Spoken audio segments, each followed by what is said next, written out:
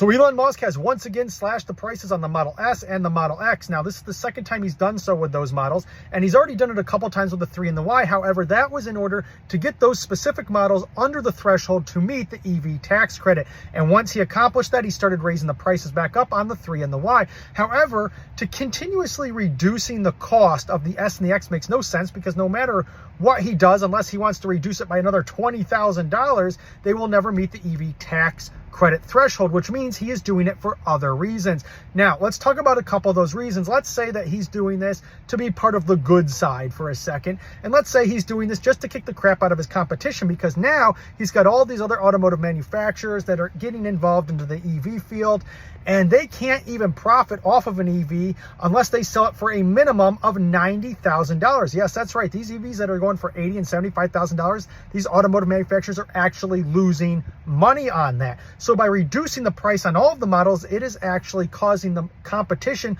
to reduce their costs even more, thus resulting in even less of a profit, and it is costing them money per every EV created. Now, let's go and look at this from a different perspective for a second, because I have my own theory on this. Let's say Elon Musk has entered the dark side, and he is not just doing this to attack and kick the crap out of his competition, but with the Cybertruck pre-orders coming into play, keep in mind there are 1.7 million pre-orders on the Cybertruck, he very well knows that a lot of Tesla owners will be trading in their current Teslas as credit towards that Cybertruck pre-order, which those pre-orders are about to roll out very soon.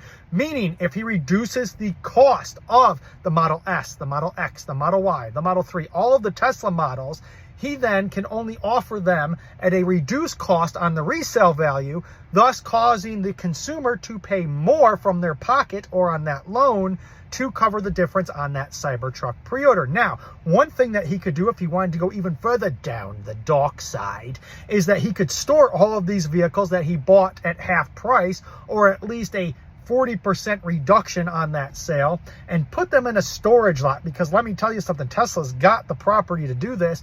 Then at the end of the year, raise the prices back up, that which would then result in the overall resale value of all those vehicles he now has stored on that lot to go up, going up by 40, 50%, if not 60% more. And now he can resell those vehicles or take them to auction or whatever he does and get a much more higher profit, not just on the resale value of the used vehicles, but he can get more cash out of the consumer on the Cybertruck model. And that's what I think more of the game he's playing. I think it slightly has to do with the competition, but more so has to do with all the pre-orders coming out. And this is a nice little dark side trick. Now you see that evil will always triumph, because good is dumb.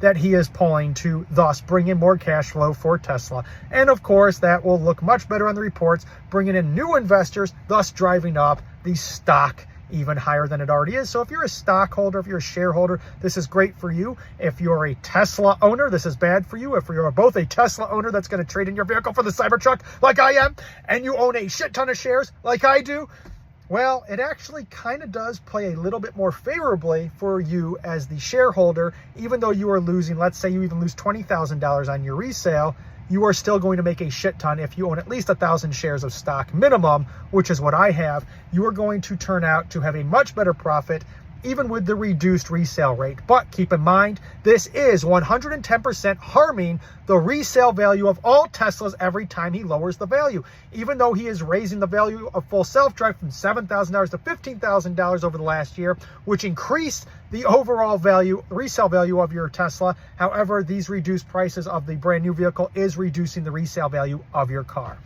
Now, with all that said, if you want to make money hand over fist, we are doing nothing but that over at dailyinvestorx.com. You can join patreon.com/investorx if you'd rather do it that way. Both websites will get you into the Discord, and we are up over 1,500% this year alone in day trades by themselves. I gave out Tesla between 100 and 104 during the last dip, where nobody else called it at that point. We were up over 100% on that. So in total, we are up over 2,000% on all of the trades, long-term and short-term, over at dailyinvestorx.com. Again, if you prefer Patreon, patreon.com/investorx. And that's all we are doing in there, baby. So if you want to make a ton of money, it's really cheap to get involved, only $10 a month, and we are killing it in there. People are tripling their money.